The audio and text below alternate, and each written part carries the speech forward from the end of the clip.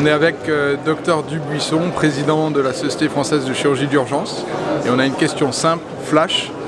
Vincent, en 2025, pourquoi ne faut-il plus drainer en chirurgie d'urgence?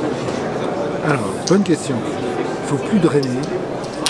C'est quelque chose, il y a de la littérature là-dessus qui commence à être ancienne. Ça fait 25 ans que pour déjà certaines indications, on sait que c'est pas une bonne idée. Pourquoi c'est pas une bonne idée? Souvent l'argument, quand tu dis pourquoi tu mets un drain, on te répond oui, mais ça me rassure. Et en fait ça c'est une vraie fausse idée. Et moi on m'a appris que la demi-vie des mauvaises idées en chirurgie était très très longue et la preuve c'est que bien qu'on sache que c'est pas forcément utile, c'est pas forcément délétère, mais en tout cas ça n'apporte rien. Et c'est la porte ouverte au failure to rescue, parce qu'en fait si tu penses que ton drain, il va si tu attends que ton drain te dise il y a une fistule, si tu attends qu'il y a une hémorragie, en fait c'est déjà trop tard et sur des critères cliniques, tu aurais pu anticiper et prendre en charge la complication bien avant qu'elle soit extériorisée par le drain. On a tous en tête les images du drain qui est autour d'une collection, qui n'est pas drainé, avec un drain qui donne rosé, alors on est content, et en fait il y a une fistule avec un abcès. Donc le chirurgien n'a pas besoin d'être rassuré, c'est le malade qui a besoin d'aller bien. Donc laisser un corps étranger qui en plus continue une porte d'entrée, il y a de la morbidité à la pose du drain, sur les hémorragies, sur les trajets de drain, sur les drains passés en transe digestif, etc. Seul petit bémol, enfin pas petit, seul bémol, c'est les sécrétions bilio-pancréatiques. Ça, il faut les drainer parce qu'il faut qu'elles puissent sortir et souvent les fistules biliaires et les fistules pancréatiques vont pouvoir être guéries par le seul drain. Fistule digestive, donc pas de drain, ça sert à rien, ça allonge la durée d'hospitalisation, ça doit probablement augmenter la morbidité, en tout cas ça n'apporte pas davantage. Voilà. Donc, pour moi, pas d'intérêt à faire un drainage en chirurgie d'urgence. Merci beaucoup. Bonjour Monsieur Fuchs, merci de répondre à cette courte interview. La question de ce jour porte sur la formation en Suisse par rapport à la formation française. Qu'en pensez-vous pour les internes? Le grand changement, c'est le respect des horaires. C'est-à-dire qu'on respecte en Suisse les horaires de formation, c'est 46 heures plus 4, 46 heures par semaine où ils sont sur place, et plus 4 heures de formation en dehors du bloc, essentiellement de la simulation. C'est assez intéressant parce qu'effectivement ils ont du temps pour eux, pour leur vie personnelle. Et effectivement on limite ainsi les problèmes de burn-out. Voilà. Le point négatif, c'est que il faut compenser ces horaires. Et donc, c'est-à-dire que l'internat, la durée moyenne de l'internat en Suisse, c'est 8,5 ans en moyenne. Et c'est aussi reporté sur le clinica parce que les chefs de clinique aussi font ça. Ça veut dire que moi, comme chef de service, je ne peux pas avoir une personne qui est de garde. J'ai quelqu'un qui fait la journée de 8h à 20h, et quelqu'un qui fait la journée de 20h à 8h. Et donc ça veut dire que ça pour les internes, ça pour les chefs de clinique. Donc en fait il faut des équipes monstrueuses. Un sujet qui porte très à cœur beaucoup d'internes et même les externes sur la pratique du sport avec le métier de chirurgien digestif. Alors pour commencer rapidement, est-ce que vous pouvez vous présenter sur le plan professionnel et le plan sportif? Bonjour, donc merci de m'avoir invité. Donc moi je suis PH en chirurgie digestive à l'hôpital Saint-Antoine à Paris depuis 2005-2006 à peu près. Je fais surtout de la chirurgie colorectale, la chirurgie de rattrapage, fissure entérocutanée. Voilà, donc c'est principalement ça sur le plan chirurgical. Et après en termes de sport, ce que j'affectionne le plus c'est les efforts longs. Et donc j'ai commencé beaucoup avec la course à pied, à faire des ultra-trails, et puis après avec la pratique, et puis pour éviter les blessures, j'ai un peu diversifié, donc je me suis mis à faire du vélo, mais que je faisais déjà avant quand j'étais plus jeune, et puis un peu de natation parce que je nageais pas bien, et puis comme beaucoup de gens après j'ai dévié vers le triathlon, Et puis comme j'aime bien les longues distances, je fais aussi de la longue distance. Et donc de l'Ironman, c'est ça? Des Ironman et voilà ce que j'affectionne le plus. Et puis en vieillissant, on est plus endurant et moins explosif, donc ça correspond un peu à ça. Et donc finalement, votre pratique sportive, vous l'avez commencé assez tôt, pendant votre internat, avant, après? Alors en fait, moi j'ai toujours fait du sport depuis que je suis adolescent. Je faisais beaucoup de VTT, de vélo quand j'étais lycéen, et puis quand j'étais externe, des voyages à vélo, des trucs comme ça. La course à pied aussi, j'ai fait mon premier marathon, j'avais 20 ans, le marathon de Paris. Donc c'était pas du tout les mêmes. Il y avait beaucoup moins de monde qui s'inscrivait aux courses, on était beaucoup moins nombreux. Après l'internat, ça était moins facile, effectivement, mais nous à l'internat, je pense qu'on n'avait pas le repos de sécurité, on faisait des week-ends entiers de garde, on était moins disponible, je pense, que maintenant. Vous avez mis ça un peu entre parenthèses. Voilà, et puis après j'ai repris beaucoup après au moment du clinica. Et puis maintenant PH, j'arrive plus facilement à gérer mon temps. Alors après il y a les contraintes familiales qui interviennent. Et donc il faut essayer de gérer un peu tout ça. Et c'était ma question, est-ce que vous avez un emploi du temps aménagé, un emploi du temps fixe dans votre semaine ou Alors l'emploi du temps aménagé, j'aimerais bien, mais je ne suis pas professionnel, c'est pas possible. En fait, je pense qu'il faut... moi, ce que j'essaie de faire, en tout cas, c'est de... Je ne suis pas de programme d'entraînement parce que c'est pas possible avec le bloc, la fatigue de la semaine qui peut s'accumuler sur des journées de bloc entières. Alors moi, j'ai la chance, je fais plus de garde, mais si on est jeune et qu'on fait beaucoup de gardes encore, on peut pas. On a des semaines où on a des gardes qui sont trop prenantes, où on ne va pas dormir, donc on ne peut pas faire un programme vraiment strict. Et donc il faut pouvoir adapter son programme en fonction de son activité professionnelle. Donc pour moi, c'est plus facile parce que je ne fais pas de garde, mais j'ai des contraintes familiales maintenant que je n'avais pas quand j'étais interne. Donc il faut essayer d'optimiser son temps, c'est-à-dire qu'au moment où on est disponible, si c'est une demi-heure, on peut faire une demi-heure de renforcement musculaire. Si on a 2 heures, on peut faire une sortie longue de course à pied. Si on a 4 heures, on peut faire une sortie longue de vélo. Si on est à côté d'une piscine ou pas. Donc il faut, comme pour les week-ends ou les vacances, toujours avoir un petit sac de sport avec soi, avec un maillot de bain, une paire de baskets, et puis dès qu'on a un temps de libre, de le faire. Et donc vous vous adaptez à votre temps et aussi à votre fatigue de la semaine, du jour. Ça c'est très important. Je pense qu'il ne faut pas avoir encore une fois un programme défini parce que sur des semaines, les semaines où on n'est pas fatigué, c'est là où il faut faire beaucoup. Les semaines où on est un peu fatigué, il faut réduire, éviter les blessures. Et puis après aussi, il y a des périodes de préparation, puisque forcément, quand on va préparer une course sur les 2-3 mois qui précèdent, on va essayer d'intensifier un peu cette préparation. Donc, c'est là où il faut s'entendre avec ses collègues aussi. Et puis, c'est ce que j'allais vous demander. C'est perçu comment dans votre équipe? Alors, moi, j'y suis dans mon équipe depuis longtemps, donc tout le monde sait que je fais du sport. Okay. Donc, après, je ne dis pas que je m'absente pour aller faire du sport et que mes collègues fassent mon travail. Mais c'est à soi de manager son temps et donc il y a les week-ends. La semaine c'est un peu plus difficile, il y a le soir, il y a le matin tôt. On peut toujours trouver des solutions si on est motivé. Et puis il y a beaucoup la famille qui doit aussi, alors ça dépend des internes, des chefs. Mais bon, après quand on a une famille, il faut aussi jongler avec. Et il faut que la famille elle soit compréhensive. Et donc on ne peut pas être toute l'année à bloc non plus, donc il faut comprendre qu'il y a des périodes de préparation où sur 2-3 mois, on va être un peu moins présent, et un peu plus orienté sport. Et donc finalement, si vous deviez donner un conseil aux internes, aux externes, parce que c'est une question qui revient souvent quand ils doivent faire leur choix d'internat, c'est chirurgie digestive, est-ce que je vais devoir arrêter complètement le sport, tout ça? Non, parce que le sport ça fait partie intégrante de ma vie, et puis sans sport j'y arriverai pas. Et puis je pense que c'est des choses qui sont assez complémentaires parce que pour faire de la chirurgie, je pense de la chirurgie digestive, c'est une chirurgie qui est avec des blocs longs et difficiles. Il faut être endurant, il faut être en forme, il faut être bien dans sa tête.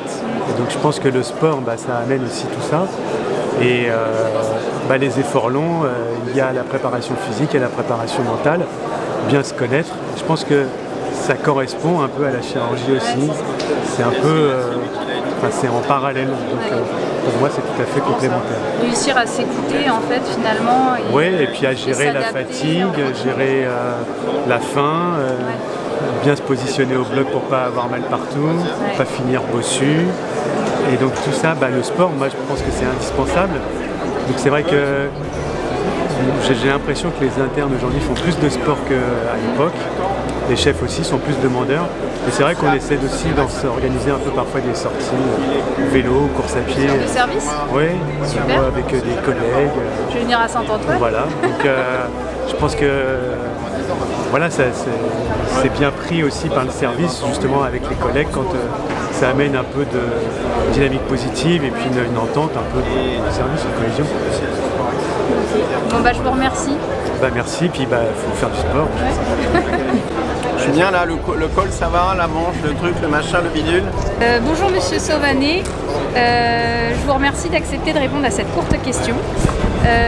Au vu de l'augmentation de l'incidence des cancers du pancréas, avec notre système de santé actuel, est-ce que vous êtes plutôt rassuré ou inquiet de l'évolution à venir ? Je suis vigilant, entre vigilant et inquiet. Pourquoi ? Parce que je considère que l'accès aux soins est un petit peu difficile en ce moment pour certains malades. Et moi je vois tous les jours des malades qui n'ont pas de médecin traitant. Et quand ils ont des symptômes qui peuvent être une tumeur du pancréas débutante, ils peuvent avoir du mal à consulter. Et je vois ensuite quelques difficultés d'articulation entre les différents intervenants de la prise en charge des cancers du pancréas, prise en charge qui est très multidisciplinaire. Et je pense que nous avons des progrès à faire pour l'articulation entre les généralistes, les gastro-entérologues, les chirurgiens, les radiologues et les endoscopistes interventionnels. Je pense que c'est une des raisons pour lesquelles on contacte, même pour des tumeurs qui ne sont pas chirurgicales, on contacte souvent directement le chirurgien, pas uniquement parce que le chirurgien est le plus à même de statuer sur la résécabilité ou non d'une tumeur pancréatique, mais parce qu'il est un peu au centre de la gestion de ces patients et qu'il est peut-être un peu plus dynamique et a une vision peut-être un petit peu plus globale de la prise en charge de ces malades. Voilà. On arrivera, à mon avis, à améliorer le système, mais il y a une phase de vigilance. Et ceci d'autant plus qu'on va vivre un petit peu une redistribution du circuit des patients avec la nécessité de les prendre en charge dans des centres de haut volume. Voilà. Merci. Bonjour, on est avec Dr Rulio Abba. Merci de répondre à la JCV aujourd'hui. Alors le principe c'est qu'on pose une petite question rapidement. Notre question c'est que dans le contexte d'urgence et de damage control, souvent c'est une situation très stressante, notamment pour les jeunes chirurgiens. Alors on se demandait comment tu te prépares mentalement et est-ce qu'il y a quelque chose de particulier que tu fais pour être prêt ? Bien sûr. Je pense que tout chirurgien doit se préparer à être prêt aux situations d'urgence. Il y a une préparation mentale de savoir comment il faut réactionner à la situation. Par exemple, à un saignement non contrôlé, moi je me suis beaucoup préparé pour ça, pour la transplantation hépatique. On a des moments difficiles au niveau de la veine cave ou de l'anastomose, c'est difficile parce que tout repose sur le chirurgien. Si le chirurgien est stressé, l'ambiance du bloc est stressée, l'anesthésiste est stressé, alors que des fois il n'y a rien qui se passe, c'est juste le stress. Du coup il faut être calme, dire les mots comme il faut, et pas parler tout le temps, pas demander tous les pinces à la fois, demander juste ce qu'il faut au moment précis, et surtout se concentrer et être précis dans les gestes et dans les mots à dire à ce moment-là. Ah oui. Est-ce qu'au préalable, tu visualises ou tu essayes de t'imaginer en situation ? Oui. Okay. Oui, je m'imagine la situation et pour se préparer et s'imaginer la situation et dire qu'est-ce que je ferais quand ça m'arrive. Genre, ne pas parler, de demander les choses quand c'est sûr et certain qu'il faut. Par exemple, il faut un mango. Il a demandé quand il faut, et pas mango, pince, cochère, ciseaux, et tout en même temps. Et qui montre qu'il y a un stress et qu'on ne maîtrise pas la situation. Il faut être calme et avoir des ordres clairs et précis. Voilà. Trop bien. Et merci beaucoup pour ce conseil. Merci Marie. Bonjour Alia Bellemin, merci beaucoup de nous accorder une entrevue dans ce congrès Comment de chirurgie digestive à propos de la thématique que vous abordez souvent dans vos présentations, la réparation pariétale chez l'obèse. Vous êtes PH à la PHP, spécialisé dans la chirurgie de paroi, et aujourd'hui on va parler un petit peu de la paroi. Premièrement, quelles sont les spécificités de la réparation pariétale chez le patient obèse, surtout par rapport aux autres patients? Alors je peux vous dire que parler obésité et réparation pariétale, ce n'est pas très adéquat, parce que réparer la paroi chez l'obèse, ce n'est pas la bonne chose à faire, vu les risques de récidive qui sont de 20 à 40% pour soit la hernie ventrale ou hernie primaire ou pour après cure d'éventration. Donc les spécificités, c'est d'amener les chirurgiens et les chirurgiens en ville et dans tous les hôpitaux en France à penser perte de poids avant réparation pariétale. Donc c'est un sujet assez complexe, compliqué, où on peut parler très très longtemps. Et la discussion est à quel moment, qui opérer, est-ce qu'il est nécessaire d'opérer le malade quand il est encore en état d'obésité? Est-ce qu'il est très très symptomatique, ce qui nous amène à mettre en place des techniques bien particulières? Et surtout amener les patients à une perte de poids avant de réparer la paroi. Ça, c'est le sujet principal de la réparation pariétale chez l'obèse. Il y a pas mal d'études qui sont en cours. Quelles sont vraiment les recommandations actuelles et quelles sont les études en cours qui vont permettre de faire évoluer les pratiques? Alors, les recommandations actuelles, c'est éventuellement de ne pas opérer un patient où l'indice de masse corporelle dépasse les 35 kg par mètre carré. On essaie de descendre à moins de 30 kg par mètre carré, mais parfois on est amené chez des patients qui n'arrivent pas à perdre de poids ou qui arrivent à la limite de la perte de poids avec plusieurs chirurgies bariatriques, avec déjà les analogues du GLP-1 qui sont mis en place et qui n'arrivent plus à perdre du poids. Et là, on accepte vraiment les 30 à 35 kg par mètre carré pour des chirurgies particulières. Concrètement, pour les jeunes chirurgiens qui nous écoutent sur la JCV, si un patient obèse vient à ma consulte avec un problème de hernie, est-ce qu'il y a un cut-off de taille? Est-ce que si c'est vraiment symptomatique, on se lance? Et quelle voie d'abord aussi on va privilégier? Donc, pour le patient en état d'obésité qui vient à la consultation avec, disons, une hernie ventrale, alors si la hernie n'est pas vraiment symptomatique, eh ben, on ne va rien faire. Ouais. On ne va rien faire pour le moment. On va demander au patient, allez, il faudra perdre du poids, il faut l'amener à voir un nutritionniste, il faut l'amener à voir quelqu'un pour l'aider, parce que ce qui est la principale chose, c'est d'aider le patient à la perte de poids, parce que sinon il va revenir avec plus de kilos quand on lui demande de perdre du poids. Et donc, et ne rien faire, ne pas opérer le malade jusqu'à ce qu'il perde du poids.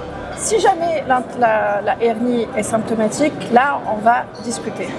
On va discuter ou bien des épisodes d'engouement, ou bien qu'il y a vraiment de grosses douleurs où le patient va nous dire j'en peux plus. Et là, on va privilégier plutôt une intervention mini-invasive, bien évidemment. Donc pour les gros IMC, on va essayer de mettre une prothèse peut-être intrapéritonéale, mais on n'aime pas trop ces techniques-là de prothèse intrapéritonéale, mais parfois on est obligé de le faire. Sinon, il y a d'autres chirurgies aussi, la chirurgie robotique qui est plus adéquate pour le patient en état d'obésité. Et puis la chirurgie cœlioscopique aussi pour tout ce qui est hernie ventrale. Donc après, l'entre-deux, un peu quelques douleurs, voilà, il faudra l'amener toujours à perdre du poids, ça donne moins de complications, moins d'infections, moins de récidives et c'est ce qui serait parfait. Ok, merci beaucoup pour votre intervention et puis bon congrès. Merci beaucoup.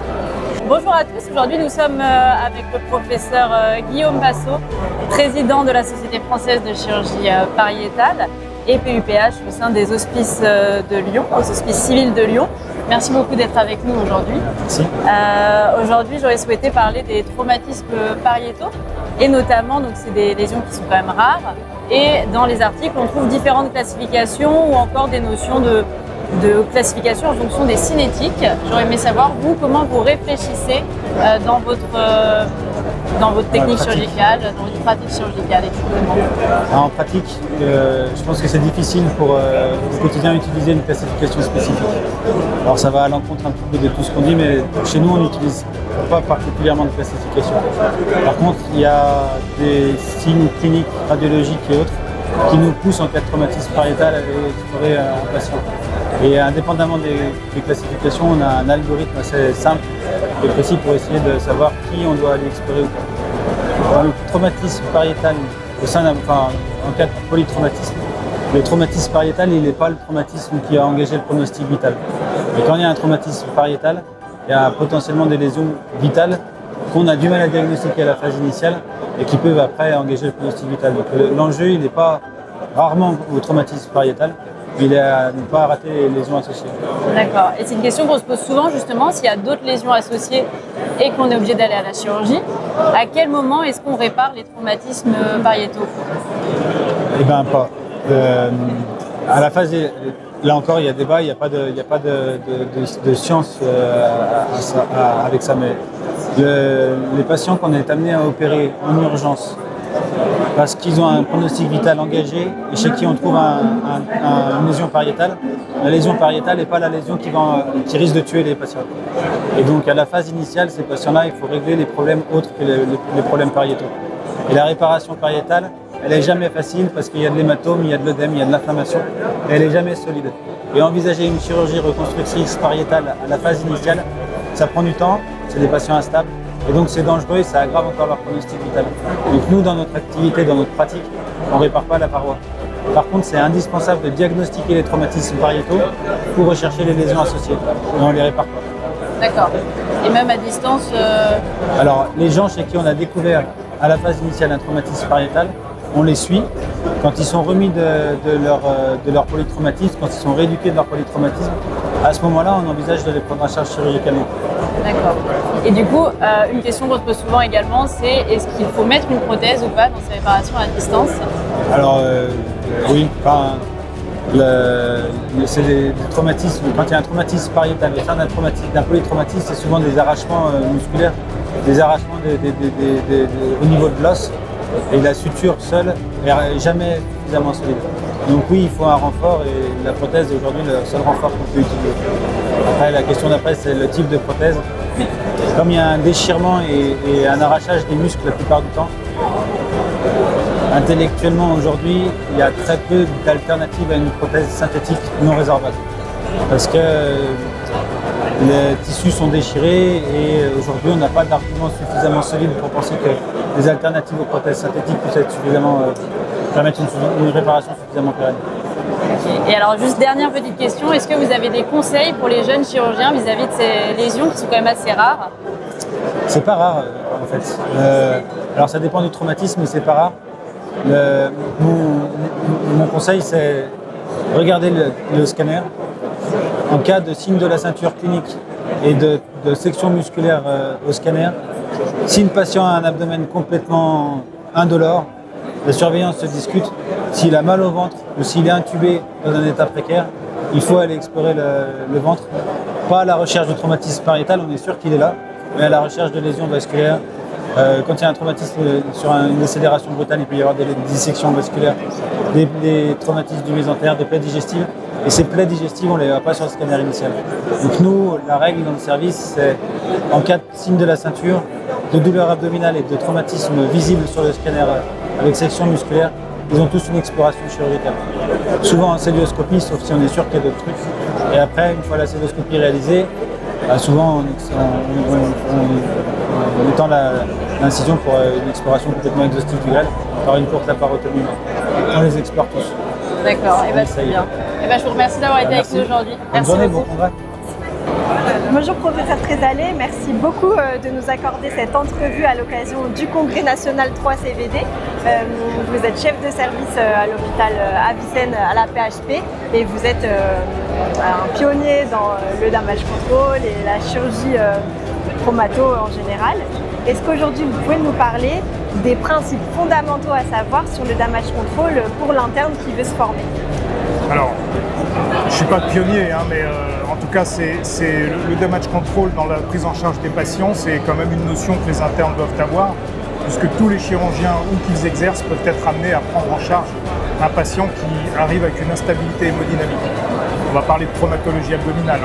Donc le damage control surgery, ça a été vraiment un concept révolutionnaire qui a consisté à ne traiter que les causes qui tuent immédiatement.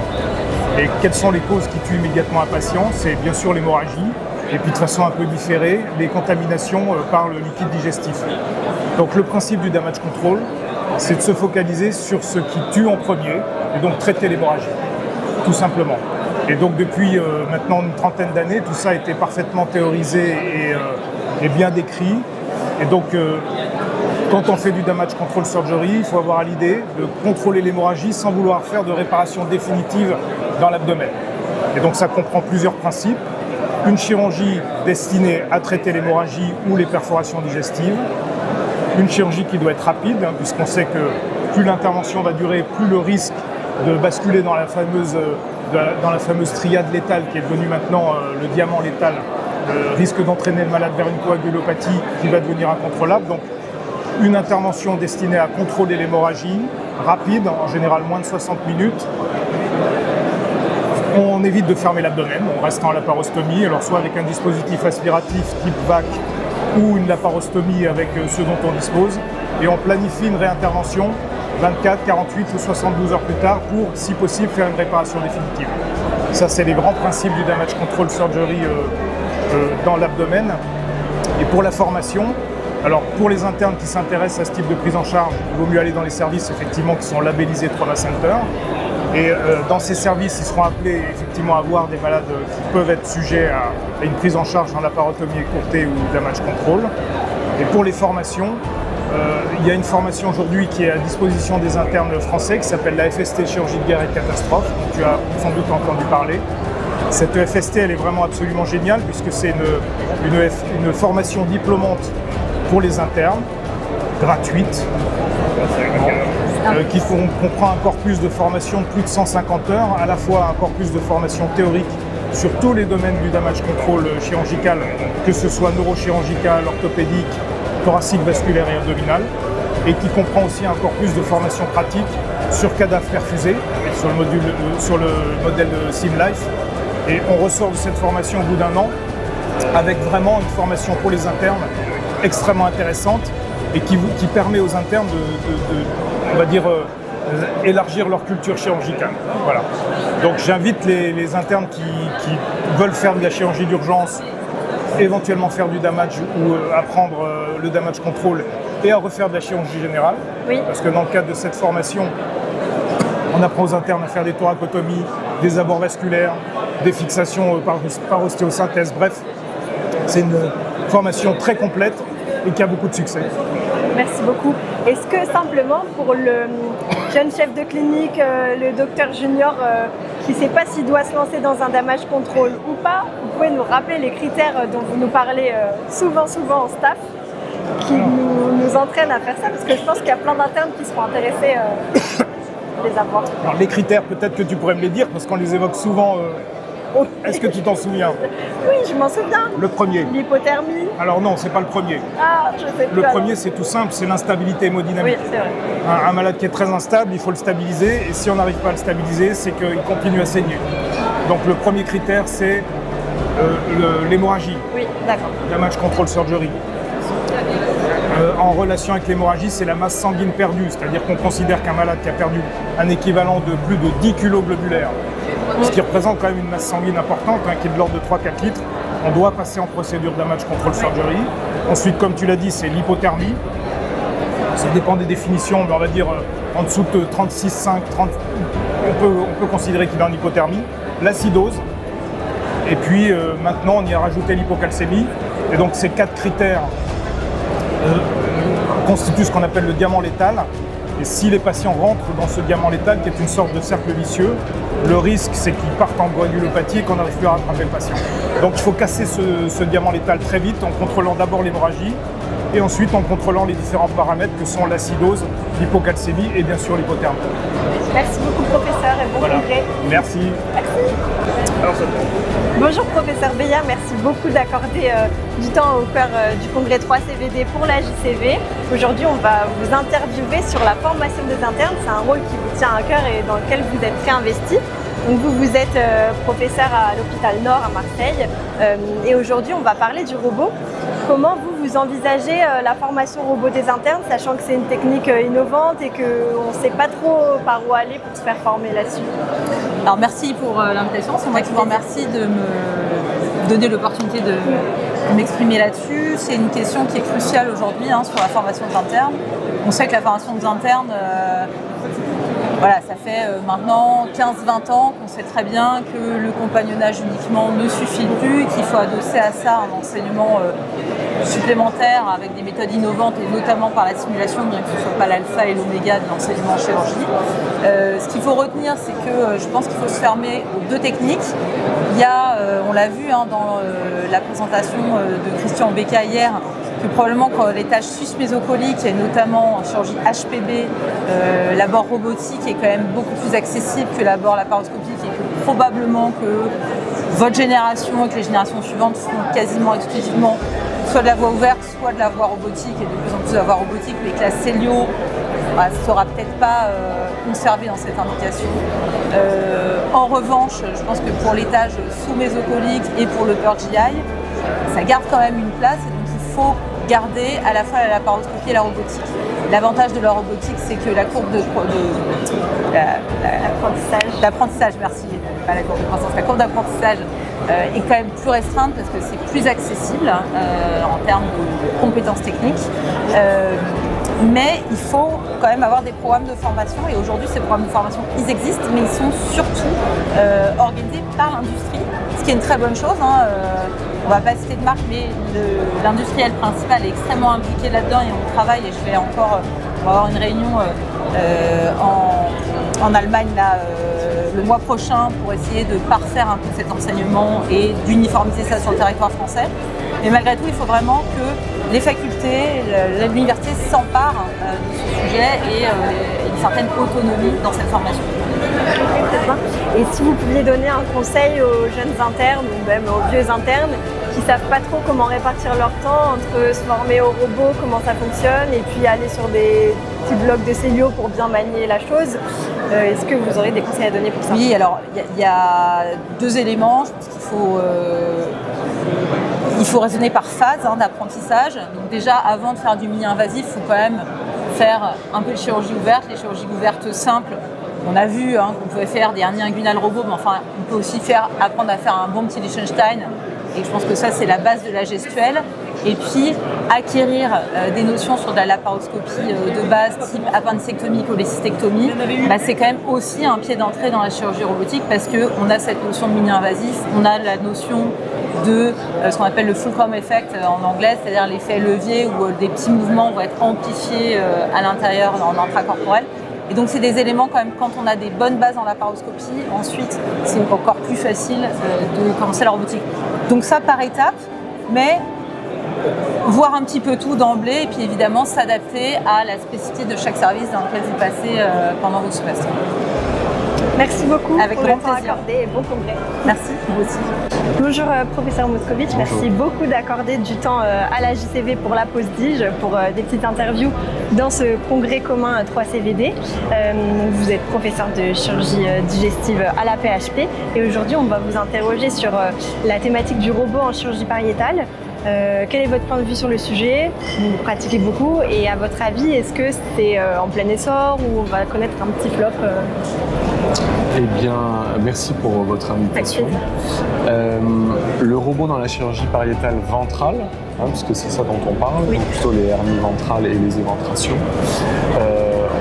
On a l'impression que déjà on fait mieux la chirurgie parce qu'on voit très bien. Et on voit des plans anatomiques qu'on a du mal à voir en ouvert. Où souvent, quand on est dans le bon plan, on finit la dissection au doigt et puis on se dit qu'on est au bon endroit. On voit très bien, on redécouvre l'anatomie. Et ça, c'est très théorique. Maintenant, quelles conséquences ça peut avoir pour le malade? Ce qu'on observe et ce que nous dit la littérature, c'est que comme on est moins invasif, on a une tendance à diminuer les risques infectieux, même si les résultats sont un peu discordants, et les dernières études ont tendance à dire que peut-être c'est pas tellement supérieur à l'ouvert, mais la Célio avait déjà démontré que c'était supérieur à l'ouvert, et peut-être qu'on a besoin d'attendre un peu pour avoir ces résultats en termes de risques infectieux. Ce qui est sûrement très intéressant, c'est la réduction de la DMS, et c'est là-dessus qu'on peut convaincre nos décideurs de nous financer des robots parce qu'on peut augmenter le nombre de séjours et tu vas avoir des malades. Maintenant, nous on fait du robot depuis 2 ans, on a fait des malades en ambulatoire qui avant restaient 3-4 jours dans le service. Et donc, pour le bien-être du malade, il y a probablement un réel avantage parce qu'on diminue la douleur, parce qu'on a une cicatrice qui coule moins, et ça c'est notre impression de la vie quotidienne. Ok. Et vous, sur les douleurs aussi neuropathiques, vous avez déjà remarqué une évolution dans les consultes post-op? Sur les douleurs neuropathiques, c'est difficile à dire. En début d'expérience de chirurgie robotique, pour les chirurgiens qui faisaient beaucoup de robots et qui se sont mis à faire de la paroi, il y a eu quelques erreurs de plan, quelques excès de dissection qui ont conduit à des sacrifices nerveux étendus avec des dénervations pariétales qui maintenant arrivent de moins en moins souvent parce qu'on a sensibilisé les gens à l'anatomie, etc.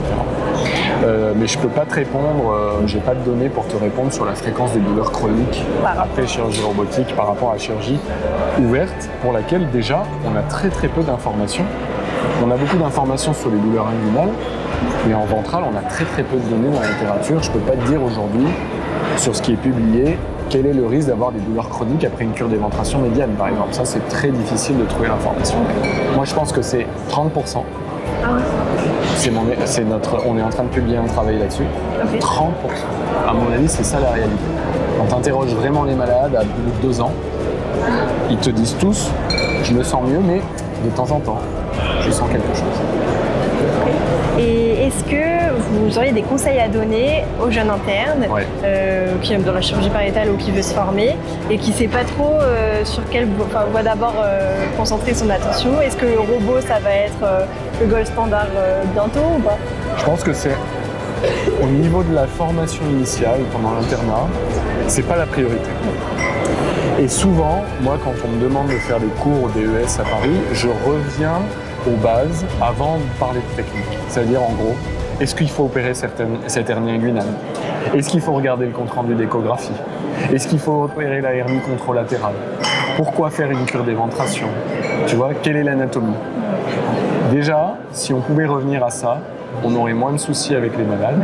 Et ensuite, il serait toujours temps de se former à la technique, en voir beaucoup en ouvert pour comprendre l'anatomie, mais finalement, le robot, c'est de l'ouvert qu'on voit beaucoup mieux. Et donc, pour votre formation, je trouve ça bien.